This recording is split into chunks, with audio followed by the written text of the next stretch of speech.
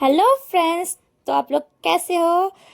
छठ पूजा की मेरी तरफ से आप लोगों को बहुत बहुत बधाई हो। आज था छठ पूजा का डे 2, जिसे बोलते हैं खरना। और आप लोग जैसे कि वीडियो में देख रहे हो, मेरी सुबह उठते ही बैंड बजी हुई है। मुझे सारा बर्तन धोना था छठ पूजा का, क्योंकि इसी बर्तन में सारा प्रसाद बनेगा। साल में एक बार बर्तन निकलता है, तो इसीलिए अच्छे से मुझे रगड़ रगड़ कर धोना था, जैसे कि वीडियो में देख रहे हो। आप लोग सोच रहे होगे ना कि मैं गैस को क्यों धो रही हूँ, क्योंकि हमारे यहाँ पे गैस में ही बनता है। क्योंकि ये गैस एक साल में एक ही बार यूज़ होता है, इसीलिए हम इसी पे छठ पूजा का प्रसाद बनाते हैं। जब तक मैं बर्तन धो रही थी तो मम्मी भी नहा धो के हो चुकी थी रेडी खरना का प्रसाद बनाने के लिए।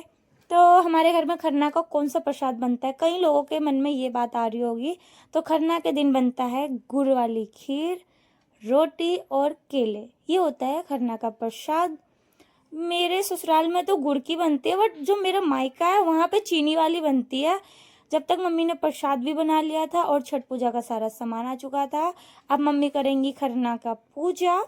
जैसे कि आप लोग देख सकते हो, खरना की पूजा में केले के पत्ते पे सारा प्रसाद रखा गया, खीर, फिर रोटी, उसके बाद जो भी फल फ्रूट होता है वो सब होता है। ये चीज़ करना बहुत इम्पोर्टेंट होता है। और जो इसका जो खरना का जो आशीर्वाद होता है, कई जगह मानते हैं कि बहुत अच्छा होता है, यहाँ का आशीर्वाद लेना चाहिए। तो मम्मी यहाँ पे अच्छे से पूजा वगैरह कर रही थी और मुझे भी साथ ही साथ समझा रही थी कि क्या क्या करना होता है, कैसे कैसे करना होता है। क्योंकि आने वाले टाइम में इस प्रथा को मुझे ही आगे बढ़ाना है, इसीलिए मैं बड़े ध्यान से देख रही थी मम्मी क्या क्या कर रही है।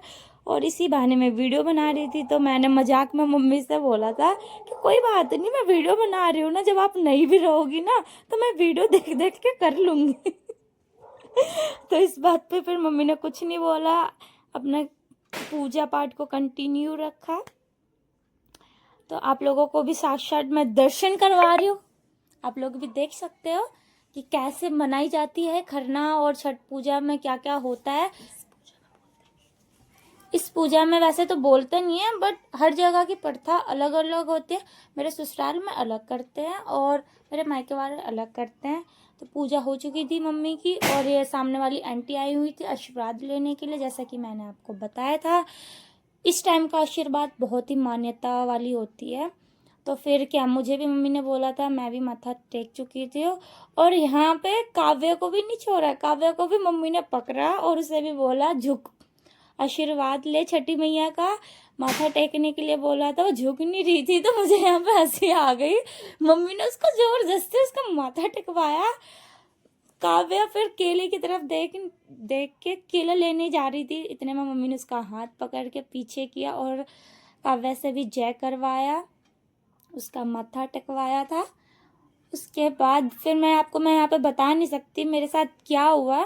जैसे कि मैंने आपको बताया था ना, बाहर गली की भी आंटी आई थी, वो मुझे थोड़ा ज्ञान देने लगी थी, समझाने लगी थी कि बहू को लोवर नहीं पहनना चाहिए।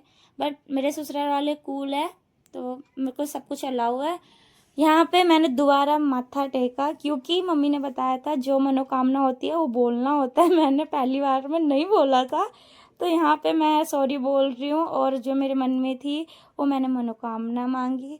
आप लोग देख सकते हो, जैसे कि मेरे नाक तक सिंदूर लगा हुआ है, मम्मी ने लगाया था। कहती मम्मी ने बोला था कि नाक तक सिंदूर लगाना अच्छा होता है। तो यहाँ पे सब कुछ पूजा पाठ हो चुका था। अब मम्मी अपना व्रत तोड़ रही थी, मतलब खरना वाले दिन खा सकते हैं। आप लोगों को भी मम्मी खिला रही है। आप लोग भी खा लो। अब मम्मी ने खा लिया था, तो आप ये प्रसाद हम जो भी बनाया था पूरी गली वाले को बांटेंगे, जैसे कि आप लोग देख सकते हो।